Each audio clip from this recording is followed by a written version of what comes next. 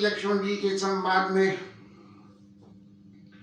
ये कथा में पता नहीं कौन सा अपराध हो गया है, तो कंटिन्यूटी कथा की नहीं रह पा रही है। ये इतना गंभीर विषय है कि इस गंभीर विषय में जरा सी भी यदि विघ्न आ जाए तो मन उचाट खा जाता है। 3 दिन से इसीलिए कथा नहीं हो रही कि समय नहीं है और कोई ना कोई विघ्न आ रही है बराबर, इसलिए जो है माला और हरि नाम कीर्तन करके छुट्टी पालो, कथा को विश्राम दे दो। लेकिन आज मन कर रहा है, विघ्न तो आज भी बराबर बराबर हो रहे हैं, लेकिन आज ये निश्चय कर लिया कि यदि आज भी कथा न करेंगे तो ये क्रम कथा का टूट जाएगा। लक्ष्मण जी महाराज ने भगवान से मैं पूछाऊं नहीं प्रभु की नाई, और मोई समझाई कहो सोई देवा, सर्वतरी करो चरण रज सेवा।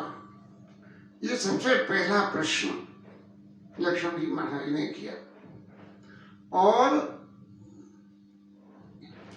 इन प्रश्नों की झड़ी के अंत में क्या कहा? कहो ज्ञान विराग अरु माया, और कहो सो भगति करो जी दया। ये प्रश्नों के अंत का प्रश्न है। प्रभु ने जवाब देना जब शुरू किया तो प्रभु ने नीचे से जवाब देना शुरू करा कि माया क्या है और भक्ति क्या है। थोड़े मां साहब कहूं बुझाई सुनो तात मन मत चित लाई, कि मैं अनु तोड़ मोड़ ये माया। माया का सबसे पहले विवरण ये है, ये सारा संसार माया के वशीभूत है। भगवान ने खुद अपने श्रीमुख से कहा कि जीव को संयम के बाद में उसके कर्म प्रारब्ध के बंधन में मैंने माया के हवाले कर दिया, और माया जैसा कर्म करेगा वो माया के हवाले रह के जैसा कर्म करेगा उसका फल उसके अनुसार मिलेगा। उसमें किंचित भी लेश मात्र भी मेरा कोई कंट्रोल नहीं है। प्रभु कहते हैं कंट्रोल तो नहीं है, लेकिन माया का जो स्वरूप है उस स्वरूप को यदि आप समझ लोगे तो आपको जो कर्म करने की क्रिया है कि कौन सा करना चाहिए कौन सा नहीं करना चाहिए ये समझ में आ जाएगा, और उसके समझ में आने से कर्म प्रारब्ध के बंधन में कुछ छूट मिलने की गुंजाइश है। लेकिन भगवान ने एक बात जब ये आई कि लक्ष्मण जी ये कह रहे हैं सब तरी करो चरण रज सेवा। अब चरणों की सेवा तो जब हो जो भगवान के प्रति भक्ति हो, तो भक्ति क्या है और भक्ति क्या के संग में भक्ति में विघ्न क्या हुई? बोले माया। तो बोले माया क्या है? तो माया के 2 भेद विद्या पर अविद्या 2, और एक दुष्ट से 10 को रूपा या बस जीव करा भव कूपा, एक रचई जग गुण से आके प्रभु नहीं निर्बलता के ज्ञान मान जय एक नाई, देख सो ब्रह्म समान सो भाई, कहिए तात सो परम विरागी, तम सम सिद्ध 3 गुण त्यागी। और फिर माया ईश ना आपको, जीव की परिभाषा क्या हो गई भाई? कहो ज्ञान विराग माया, कहो सो भगति करो ये दया। लेकिन ज्ञान वैराग्य और माया ये किसके लिए बनाए गए? ये इस संसारी जीव के लिए बना गए। और संसारी जीव की परिभाषा क्या है कि माया ईश न आप कहूँ, जो न तो माया को जाने न ईश्वर को जाने, और इन दोनों को न जाने तो न जाने अपने आप को भी न जाने। माया ईश न आप कहूँ जान कहिए सो जीव। वो व्यक्ति जीव है जो न अपने को जाने न माया को जाने न ईश्वर को जाने, और न जाने तो न जाने। एक बात और भी न जाने कि बंध मोक्ष पद सर्व पर माया प्रेरक शिव, कि जी माया को जो प्रेरणा दे के कर्म कराने वाला प्रभु है वो सारे बंधनों को और मोक्ष को देने वाला है, ये भी नहीं जानता है वो आदमी। ऐसी जो कल्पना है, जो एक तरह से जैसे कहते हैं कि गंगा की धार में एक तिनका, पत्ता, नाव या अन्य कोई चीज बहती हुई जा रही है, बहती हुई जा रही है। तो माया की प्रेरणा से यदि हमारे चित्त में कुछ जागृति पैदा हो और धार हमें गलत दिशा में ले जा रही हो, तो हम उसको सही दिशा में ले जाने का प्रयास करते हैं। माया का काम यही है कि जीव वही राजा करे न जोगी और राम करे सो होगी। और मेरी नाव बह रही है तो भैया बहन दे नाव। बहती हुई नाव को कौन ने रोक लिया? प्रभु की माया। लेकिन प्रभु की माया जैसी है वैसा कब होगा? वैसा तब होगा जब आप उस माया के बारे में समझ लोगे कि माया कैसे करती है। अब माया कर तो पा नहीं रही, सॉरी, माया को समझ तो पा नहीं रहे, तो माया क्या कर रही है ये हमें पता ही नहीं है। तो बोले जो कर रही है सो करन दो, हमें कुछ मतलब नहीं, जो कर्म भाग में लिखा हुआ वो हो जाएगा। लेकिन ये बात अपनी जगह तब सही होती है जब आप अपने जीवन को प्रभु चरणों के लिए समर्पित कर दें कि प्रभु जो करते हैं हमारे हित के लिए करते हैं, इसलिए जो हो रहा है वो, चूंकि हमें उस नाव को सही ठिकाने पे लगाने के लिए प्रयास करना पड़ेगा, तो हम अपना उस प्रयास को छोड़ और जो है ये कहते हैं कि जो हो गया है सो होगा, वो तो भगवान की माया से होगा, करने वाला भगवान है। अरे हम चोरी करके पैसा ला रहे हैं और जीवन चला रहे हैं, तो ये भी तो भगवान की इच्छा है।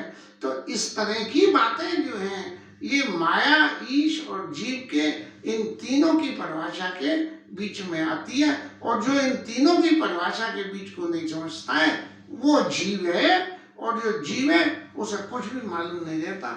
लेकिन इस जीव की स्थिति को बदलने के लिए कैसा काम होता है, ये जो है कि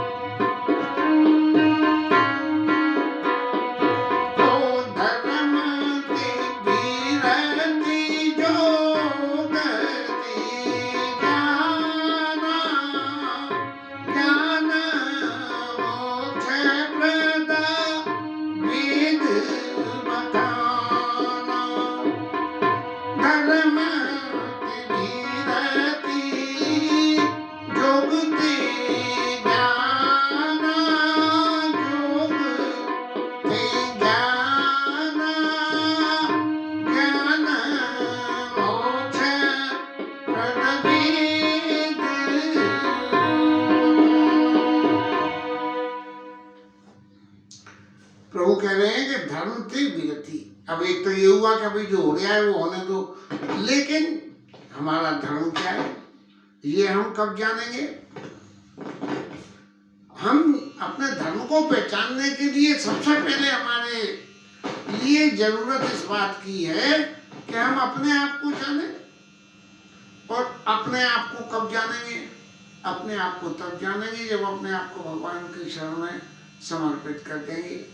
भगवान के चरणों में समर्पित करने का अर्थ क्या हुआ? क्या बोले, जो जीव का धर्म भगवान ने बताया है उस धर्म का पालन करें। और जीव का धर्म क्या है? काम, क्रोध, लोभ, मद, मोह, मत्सर, इन विकारों से दूर रहें, ऐसा न करें, गलत काम न करें। ये सब दुनिया भर की इतनी बातों को बता दिया कि अब तो आदमी सुन के भी ये कहता है कि बोले भैया अपना दिमाग इतना ना चले, अपने तो जो चल रहा है सो चलने दो। तो धर्म ते विरति योग ते ज्ञाना। जब जीव अपना धर्म को धारण करेगा, अपने धर्म का पालन करेगा जीव अपने का, तब क्या होगा? तब उसके चित्त में वैराग्य पैदा होगा। अब वैराग्य की यदि सही मायने में परिभाषा करें तो वैराग्य की परिभाषा तो बहुत कठिन है। वैराग्य होना बहुत मुश्किल है। हम मानसिक रूप से, शारीरिक रूप से, अपनी वेशभूषा से, अपने विचारों से, अपने चित्त में वैराग्य पैदा हुआ समझ लेते हैं। लेकिन वैराग्य पैदा होने का मतलब ये होता है कि वैराग्य तब हो जब इस जीवन को भगवान के चरणों में हम समर्पित कर दें।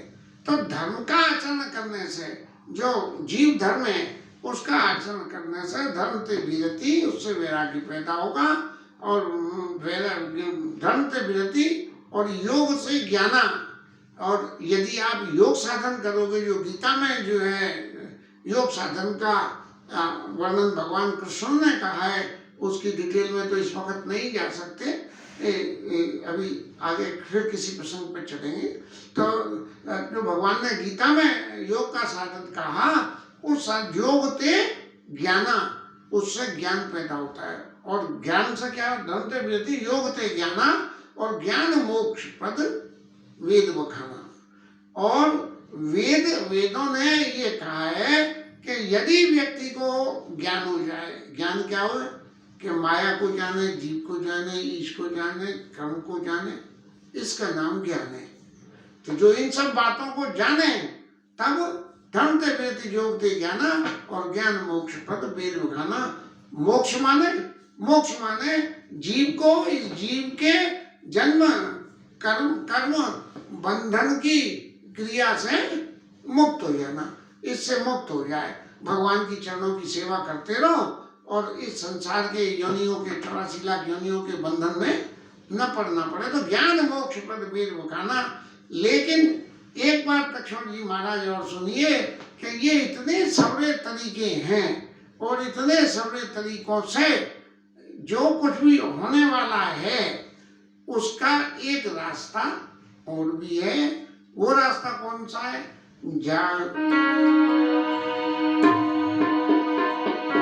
जाते बेगी दबों में माई,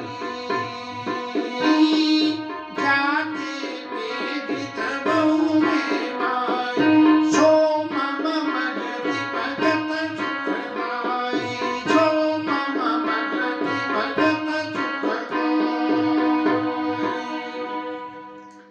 लक्ष्मण जी महाराज एक बात समझिए, चाहे आप ज्ञान ले लीजिए, चाहे आप भक्ति ले लीजिए, चाहे कोई और भी साधन ले लीजिए, इन सभी साधनों का अर्थ क्या है कि भगवत कृपा की प्राप्ति करना। और मेरी कृपा कैसे मिलती है? मेरी कृपा जो है सब साधनों से मिल सकती है, लेकिन जल्दी यदि मेरी कृपा चाहिए तो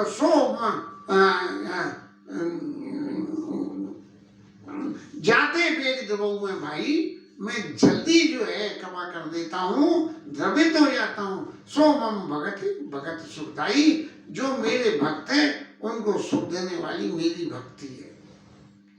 तो प्रभु ने 3 शब्द भगति, 3 शब्दों में एक इतनी लंबी बात लक्ष्मण जी के सामने रखी। सो मम भगत सुखदाई, भक्तों को सुख देने वाली है। अब भक्ति को यदि समझना है तो हम समझें कि भक्ति होती क्या है। अब जैसे माया का गुण बताया, ज्ञान का गुण बताया, ऐसे ही भक्ति का गुण क्या है? भक्ति स्वतंत्र सकल गुण खानी, भक्ति स्वतंत्र सकल गुण खानी। इस भक्ति की खूबी क्या है? ये स्वतंत्र है, इसमें न कर्म का बंधन है न कुछ है। एक ही है कि भगवान के चरणों की भक्ति करो, कोई विचार करना नहीं क्या करना क्या नहीं करना, भगवान के चरणों की भक्ति करना। यद्यपि भक्ति के भी 9 प्रकार के लक्षण हैं। नर्मदा भक्ति भगवान ने शबरी मैया के सामने नर्मदा भक्ति का वर्णन भी किया, और उसमें श्रवणम कीर्तनम विष्णु स्मरणम पाद सेवनम अर्चनम वंदनम दास्यम सौख्यम आत्म निवेदनम, ये 9 तरह की भक्ति हो गई। सो मम भगति भगत सुखदाई, उनमें से मेरी भक्ति शब्द जो है ये भक्तों को सुख देने वाला होता है, और मैं इससे जल्दी द्रवित भी हो जाता हूँ। और ये भक्ति 9 प्रकार की होती है, जो यहाँ राम जी ने लक्ष्मण जी के सामने इस 9 प्रकार की भक्ति का वर्णन नहीं किया है। जाते बेग द्रवों में भाई, सो मम भगत सुखसाई, और सो स्वतंत्र अवलंबनाना ते आधीन ज्ञान विज्ञाना। और ज्ञान और विज्ञान सब चीज इस भक्ति के अधीन रहते हैं। भक्ति जैसा कर्म कराएगी उसके अनुसार ज्ञान और विज्ञान आपके चित्त में आता चला जाएगा। ज्ञानतावश किया हुआ कर्म, ज्ञान से किया हुआ, और भक्ति के वशीभूत हुआ कर्म, ये कर्म तीनों प्रकार के कर्मों में यदि हम भक्ति के द्वारा किया हुआ कर्म होगा तो क्या होगा भगति तात अनुपम सुख मूला, अनुपम सुख मूला मिलई जो संत होई अनुकूला। भक्ति का इतना बड़ा गुण क्या है? भक्ति का, भक्ति बहुत अनुपम है। अनुपम माने जिसके लिए हम कोई दूसरी उपमा ही न दे सके कि इससे अच्छा कोई दूसरा है। भक्ति तात अनुपम सुख मूला। और क्या है भक्ति? कि सुख की जड़ है। यदि जीवन में सुख चाहिए तो भक्ति करो। और सुख अनुपम सुख मूला, सुख की ऐसी जड़ जो अत्यंत अनुपम है। भक्ति अनुपम है और उसकी जड़ जो है अनुपम, और भक्ति अनुपम है और सुख को देने की जड़ है। लेकिन ये भक्ति मिलेगी कैसे? ये भक्ति मिलेगी ऐसे कि मिले जो संत होई अनुकूला। संतों की यदि कृपा मिल जाए तो ये भक्ति आपको मिल जाएगी। अब भक्ति जो संतों को मिल जाए तो अब इसका तो मतलब ये हुआ कि भक्ति पथ में फिर प्रभु ने एक कर्म जोड़ा कि भक्ति की प्राप्ति कैसे होगी। भक्ति की प्राप्ति ऐसे होगी कि मिले जो संत होई अनुकूला, संतों से अनुकूलता हो जाए। अब संतों की तो सेवा करोगे तो अनुकूलता होगी, सेवा करोगे तो मिलोगे नहीं। अब संत अनुकूलता के लिए क्या करना पड़ेगा? सवाल ये एक भगवान ने भगत तात अनुपम सुख मूला, भगति की भक्ति स्वतंत्र सकल गुण खानी, बिनु सत्संग न पावे प्राणी। बात तो इतनी सी है, जाते वेग द्रवों में वाही, सोमम भगति भगत सुखदाई। लेकिन इस भक्ति के विभागों की जब चर्चा करने बैठेंगे तो ये अनएंडिंग चैप्टर हो गया ये भक्ति का इसमें। और प्रभु ने बहुत शॉर्ट में लक्ष्मण जी से कहा कि भक्ति के साधन क्या है? कि भगति के साधन कहूँ बखानी, और बिन सत्संग न पावे प्राणी। सबसे पहली बात है कि संतों का संग करो। संतों का संग करने से क्या होगा? संतों के पास में आप जाओगे तो संत जो बोलेंगे वो सुनोगे। नवदा भगति में शबरी मैया से कही प्रथम भगति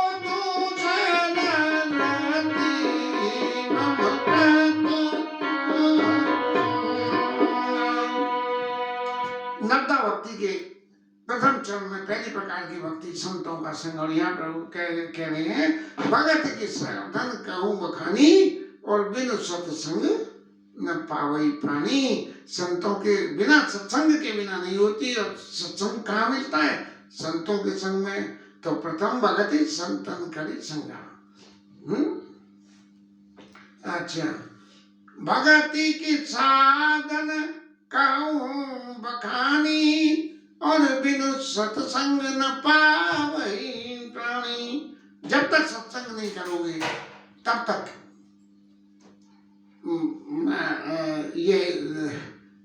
जब तक सत्संग नहीं करोगे तब तक जो है भक्ति नहीं मिलेगी। 9 प्रकार की भक्ति में प्रभु कहते हैं शबरी मैया के सामने कि एक भी नगमा हुए को जिनके होई नारे पुरुष सचराचर कोई, सोई अतिशय प्रिय भामिनी मोरे, और सकल प्रकार भगति दर तोड़े। एक भी कोई हो तो मुझे अत्यंत प्रिय है। लेकिन आपके पास तो 9 प्रकार की भक्ति मौजूद है, इसलिए इसमें सुगम पंथ मोहि पावै प्राणी। भक्ति को पाने के लिए सबसे सरल रास्ता कौन सी है? अब सबसे सरल रास्ता की परिभाषा में प्रभु तो रामायण में यहाँ लक्ष्मण जी के सामने कहा, शबरी मैया के सामने कहा, और पूर्ववासियों के उपदेश में भक्ति के साधन की 3 जगह व्याख्या की गई। तो इसमें क्या है, प्रथम चरण अति प्रीति, निज निज धर्म निरत श्रुति नीति, निज निज धर्म निरत श्रुति नीति। सबसे पहले क्या करना है? सबसे पहले क्या, विप्र के चरणों में प्रीति करनी और निज निज धर्म निरत श्रुति नीति। श्रुतियों की जो नीतियां हैं, जो श्रुतियों ने कहा है कि जीव को जीव धर्म वाली बात आ गई। अब एक तरफ प्रभु ने तो ये कह दिया कि मैं जो है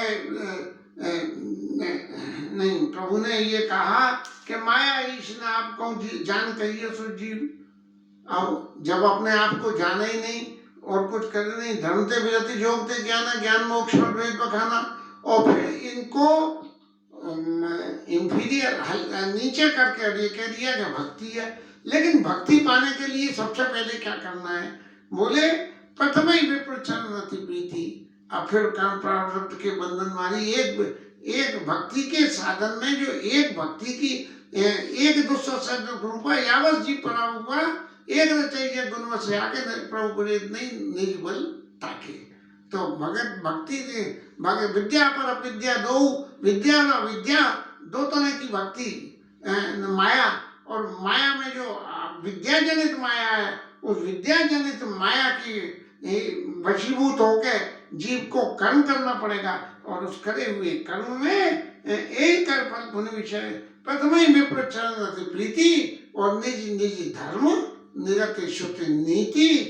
अपने अपने धर्म में जो धर्म श्रुतियों ने, नीतियों ने, शास्त्रों ने कहा है कि जीव का क्या धर्म है, इस जीव धर्म का पालन करो, और पालन करने से आपको क्या होगा?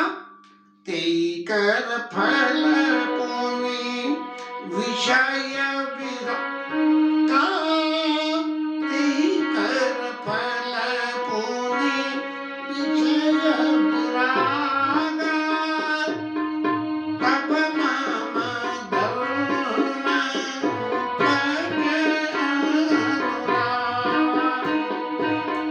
तेई कर फल पुनि विषय विरागा, तब मम धर्म उपज।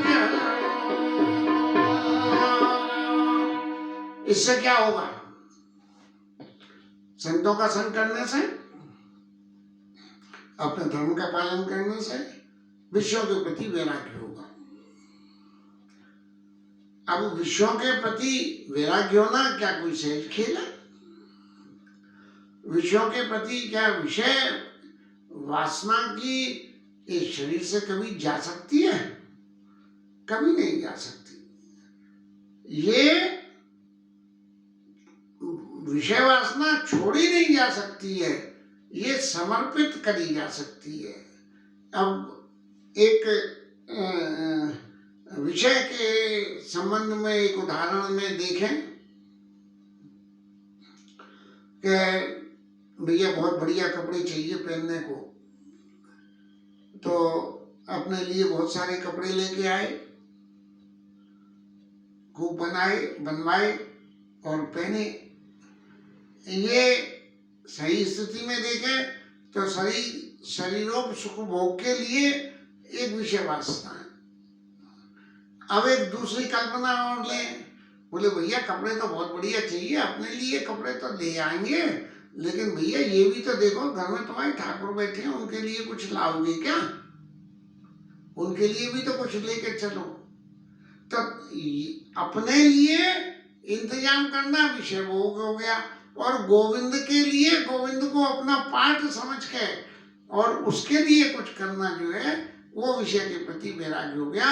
यदि विषय को गोविंद के चरणों में समर्पित कर दें तो उसको विषय वैराग्य हो सकता है, नहीं तो ये विषय वासना कभी भी इस शरीर से जाती नहीं है। और जब विषय से ये मोल्ड करके जब भगवान के चरणों में इसको डाल दिया, विषय वासना को भगवत निमित्त साधन कर दिया, तब क्या हुआ कि उस साधन को करने से तेई कर पलपुन विषय विरागा, तब मम धर्म उपज अनुरागा, तब मेरे धर्म में, वैष्णव धर्म में प्रेम पैदा होगा। और वैष्णव धर्म में प्रेम पैदा होने के लिए भगवान की नवदा भक्ति करना जरूरी है। उस नवदा भक्ति में ही जीवन को, अपने आप को भगवान के लिए समर्पित करने की ही सारी बात है कि प्रथम भगति संतन कर संगा, दूसर रति मम कथा प्रसंगा। मेरी कथा प्रसंगों में रति करे। अब उधर उत्तर कांड में क्या कह रहे हैं? कहो भगति पथ कवन प्रयासा, और जोग न जब तब मक उपवासा, और सरल स्वभाव न मन कुटिलाई, और जथा लाभ संतोष सदाई। ये निष्कर्मता के भाव को जीवन में लाना और जीवन के सारे कर्म को भगवान के लिए समर्पित कर देना, ये भागवत धर्मों में की परिभाषा में शामिल होता है। तो तब मम धर्म उपज अनुरागा, उससे फिर क्या होगा कि शबनादि नव भगति दृढ़ाई। बात वही आ गई कि 9 प्रकार की मेरी भक्ति, जिनका विवरण यहाँ लक्ष्मण जी के सामने नहीं किया है, शॉर्ट में उनको टाइटल दे दिया कि श्रवणम कीर्तनम विष्णु स्मरणम पाठ सेवनम अर्चनम वंदनम दास्यम सौख्यम आत्मनिवेदनम श्रवणादिक नव भगति धराई, और मम लीला रति अति मनमाई। मेरी लीला के प्रति चित्त में रति पैदा हो जाए। लीला कैसे? कि भगवान के प्रति रति होना, मति होना और गति होना। ये जब रति, मति और गति तीनों मिलकर भगवान के चरणों में जाए, तब भगवान के चरणों में प्रेम पैदा होता है। और उस प्रेम को मम लीला रति, मेरी लीलाओं में पहले रति करे, तब मेरी कृपा से उसकी मति फिरेगी, और जब मति फिरेगी तब उसकी गति हो जाएगी। क्या? कि वो मेरी भक्ति करेगा। तब मम लीला रति अति मन शब्दादिक न भोग धराई, मम लीला रति अति मन माही, और संत चरण पंकज अति प्रेमा। हाँ, संतों के चरणों में प्रेम होगा। हाँ, अब फिर वही वाले प्रथम भगत संतन कर संगा। संतों के चरणों में प्रेम तो तभी होगा कि जब आप जो है उनका संग करोगे, और संग नहीं करोगे तो संतों के चरणों में बिना संग करे कैसे प्रेम हो जाएगा? दूर से कहते रहो कि भैया वो तो संत आदमी है, संत आदमी है, संत है तो नहीं, बहुत अच्छी बात है भैया संत है। तो संतों के पास कभी जाते हो, अरे भैया जाने की किसे फुर्सत रखी है? तो प्रथम ही संत चरण नहीं गलत कह गया है। तेई कर संत चरण पंकज अति प्रेमा, और मन क्रम वचन भजन दृढ़ नियमा। मन वचन और कर्म से भगवान का भजन करना। मन वचन और कर्म से भजन करने की तो स्थिति की एक बहुत छोटी सी परिभाषा ये कह दें कि सोते उठते बैठते हर वक्त यदि हम ये ध्यान करें कि हमें भगवत नाम का जप करना है, भगवान को ध्यान में रखना है, भगवान के बारे में बात करनी है, तो ये जो है इस तरह संत पंकज अति प्रेमा, मन कर्म वचन भजन दृढ़ नियमा। मन वचन और कर्म से भगवान का जीवन में कोई भी कर्म करो तो वही वैराग्य उत्पन्न होने के लिए ये बहुत जरूरी है कि मन कर्म वचन मन कर्म वचन भजन दृढ़ नियमा, नियम, और वो भी दृढ़। अब ये हम यहाँ एक तरह से कहा जाए तो ठाकुर जी के सामने बैठ के कथा बोलते हैं, रोज बोलते हैं, लेकिन फिर भी ऐसा होता है कि मन कर्म वचन मन से क्या होता है कि कथा करते करते मन उछट जाता है, कहीं का कहीं भाग जाता है, और भाग जाता है तो क्या होता है कि कथा में विघ्न मान के और चित्त ये कह देता है मन कर्म वचन, क्या बोले प्रभु आज इतनी रहने दो। तो ये दृढ़ नियम नहीं है कि हम चित्त को भागने से बचा लें, हम नहीं बचा पाते। मन कर्म वचन भजन दृढ़ नियमा, और गुरु पितु मातु बंधु पति देवा। अब फिर वापस इसी भक्ति के सीन में कि ये भक्ति क्या है, ये संसार की अनुरक्ति, संसार की विषय शक्ति को सारी को भगवान के चरणों में समर्पित करके यदि हम कर दें तो ये सारी आसक्ति, ये ही भगवान की माया के स्वरूप को हम भगवान के प्राप्त करने के लिए इस्तेमाल कर सकते हैं। गुरु पितु मातु बंधु पति देवा, सब मोहि का जाने दृढ़ सेवा। जब सबको मुझे ही जान लोगे, जब अच्छे बुरे की कोई परिभाषा ही न रहेगी, जो कुछ है सो भगवान है, माता भगवान, पिता भगवान, गुरु भगवान। अपने स्वार्थ के लिए तो दुनिया सबको भगवान बना लेती है, लेकिन बिना स्वार्थ के ही जब भगवान बना ले तब की बात है। गुरु पितु मातु बंधु पति देवा, सब मोहि का जाने दृढ़ सेवा। और जब इन सबको मेरा स्वरूप जान के और उनकी सेवा करे। घर में तो जो है ठाकुर जी के विग्रह की तो खूब सेवा हो और बाद बाकी सेवा किसी की नहीं हो, और फिर उल्टा सीधी बातें बोले तो वो जो है भगवत करी हुई सेवा हम अपने मन संतोष के लिए कर लेते हैं, लेकिन भगवान की भक्ति के लिए की हुई वो सेवा नहीं होती है।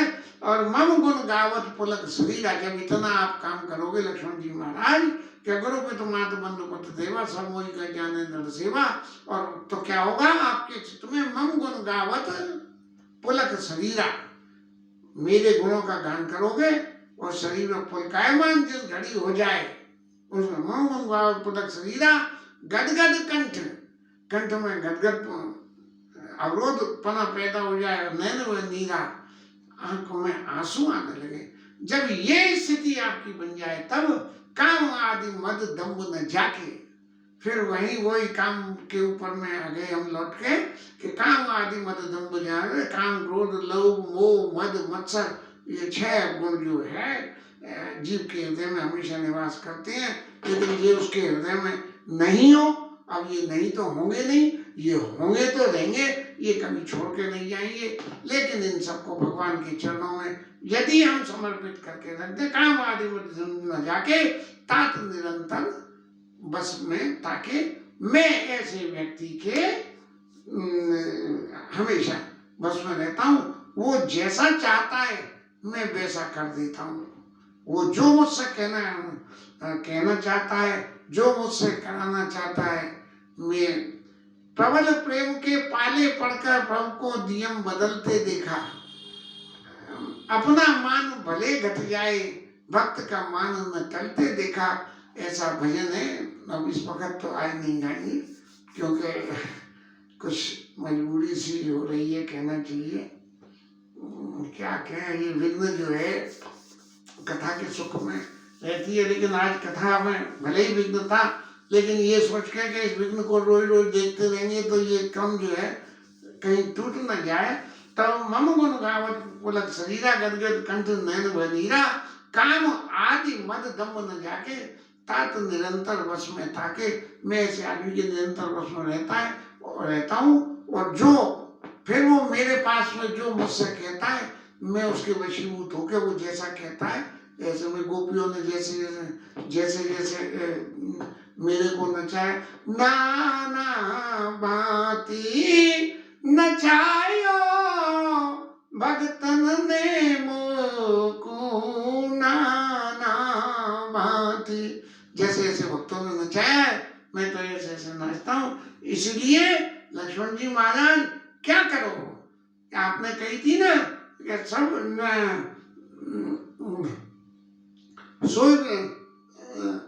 आपने कहा मैंने आपसे पूछा था कि सब तरी करो चरण जी सेवा, आपके चरणों की मैं सेवा करूं। तो जब इतनी कही हुई बातों को आप करोगे तो वचन कर्म मन मोर गति सब कुछ मेरे लिए समर्पित है कि प्रभु आपकी इच्छा है तो ऐसा ही सही। वचन कर्म मन मोर गति, वचन भजन करे ही नहीं है, काम बिना किसी कामना के जो है वो भजन करें। फिर वही आ गई कामना वाली शब्द आ गई। तो ये पूरा माया का जो जाल है, इस सारे माया के जाल को भगवत चरणों में समर्पण करने से मेरे चरणों में रति पैदा हो जाती है, और मेरे चरणों में रति पैदा होकर मैं उसके वचन कर्म मन मोर गति, वचन करे नहीं काम, और तिनके हृदय कमल मऊ सदा करूं श्याम।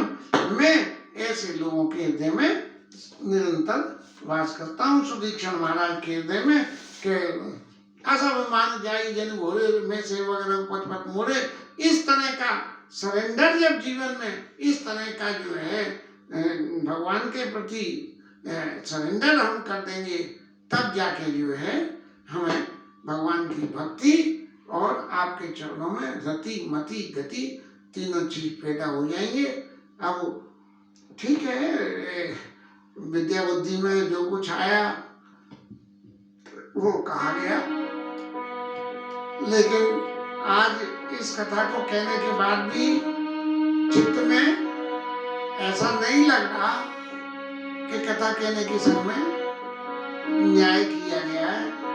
ठाकुर जी की जो इच्छा थी, वचन कर्म मन मोर गति, बस प्रभु जो आपने सुनना था तो इस दिव्या से खिलवा लिया है। बाकी आप जानो, अपने में तो कोई गुण है नहीं। आपके सामने आसन पे बैठ के जो गुण पैदा हो जाता है तो आपके गुण आपको सुना देते हैं। इसके साथ कथा विश्राम। हरि नाम कीर्तन।